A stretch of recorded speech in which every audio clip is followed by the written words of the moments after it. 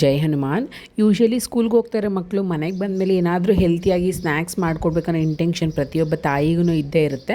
So ಅವ್ರಿಗಾಗಿ ಈ video. ಇವತ್ತು ನಾನು ನಿಮಗೆ 2 ಹೆಲ್ತಿಯಾದ ಸ್ನ್ಯಾಕ್ಸ್ ರೆಸಿಪೀಸ್ನ ನಾನು ನಿಮಗೆ ಇವತ್ತು ತಿಳಿಸ್ಕೊಡ್ತಾ ಇದ್ದೀನಿ. ಮೊದಲಿಗೆ ಇಲ್ಲಿ ನಾನು ಕಡಲೆಬೀಜ ಮತ್ತು ಕಡಲೆಪಪ್ಪು ಹಾಕಿ ಉಂಡೆ ಮಾಡೋದು ಹೇಗೆ ಅಂತ ತಿಳಿಸ್ಕೊಡ್ತಾ ಇದ್ದೀನಿ. ತುಂಬ ಸಿಂಪಲಾಗಿ ಆಗುತ್ತೆ, ತುಂಬಾ ಒಳ್ಳೆಯದು.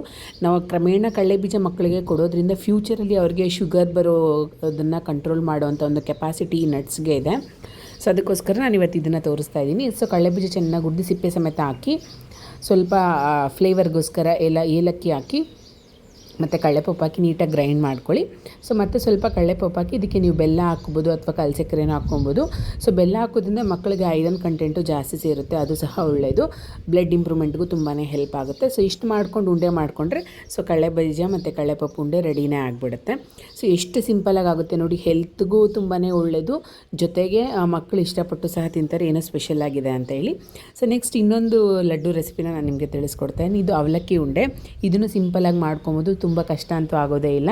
ಸೊ ನಾನಿಲ್ಲಿ ಅವಲಕ್ಕಿ ಚೆನ್ನಾಗಿ ತೊಳ್ಕೊಂಡು ಇಲ್ಲಿ ನಾನು ಡ್ರೈ ಫ್ರೂಟ್ಸ್ ಪೌಡ್ರನ್ನ ಆ್ಯಡ್ ಮಾಡ್ಕೊಳ್ತಾ ಇದ್ದೀನಿ. ನಿಮಗೆ ಡ್ರೈ ಫ್ರೂಟ್ಸ್ ಪೌಡ್ರ್ ಬೇಡ ಅಂತ ಹೇಳಿದ್ರೆ ಬೇಕಾದ್ರೆ ನೀವು ಸ್ಕಿಪ್ ಮಾಡ್ಬೋದು.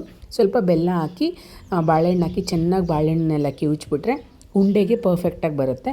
ಸೊ ತಿನ್ನೋದಕ್ಕೂ ಟೇಸ್ಟ್ ಚೆನ್ನಾಗಿರುತ್ತೆ. ಸೊ ಇದನ್ನೆಲ್ಲ ನೀಟಾಗಿ ಕಿವುಚ್ಕೊಂಡು ಒಂದು ಉಂಡೆ ಮಾಡಿಕೊಂಡು, ಸೊ ನಿಮ್ಗೆ ಯಾವ ಸೈಜಿಗೆ ಬೇಕೋ ಆ ಸೈಜ್ಗೆ ನೀವು ಉಂಡೆ ಕಟ್ಕೊಂಡ್ರೆ ಸೊ ಕಡಲೆಪಪ್ಪು ಉಂಡೆನೂ ಸಹ ರೆಡಿ ಆಯಿತು. ಇಷ್ಟು ಸಿಂಪಲ್ಲಾಗಿ ನಾವು 2 ಸ್ನ್ಯಾಕ್ಸ್ ರೆಸಿಪೀಸ್ನ ಮಕ್ಕಳಿಗೆ ಮಾಡಿಕೊಡ್ಬೋದು.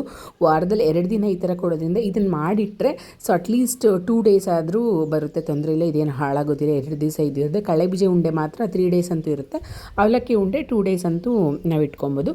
ಸೊ ಈ ಥರ ಒಂದು ಸತಿ ನೀವು ಮಾಡಿ ನೋಡಿ, ಮಕ್ಕಳು ಸಹ ಇಷ್ಟಪಟ್ಟು ತಿಂತಾರೆ, ನಿಮಗೂ ಹೆಲ್ತಿಯಾಗಿ ಮಕ್ಕಳು ಕೊಡ್ತಾ ಇದ್ದೀವಿ ಅನ್ನೋ ಸ್ಯಾಟಿಸ್ಫ್ಯಾಕ್ಷನ್ ಇರುತ್ತೆ. ಇದೇ ಥರ ವೀಡಿಯೋಸ್ಗೆ ಸಬ್ಸ್ಕ್ರೈಬ್ ಮಾಡಿ. Thank you so much.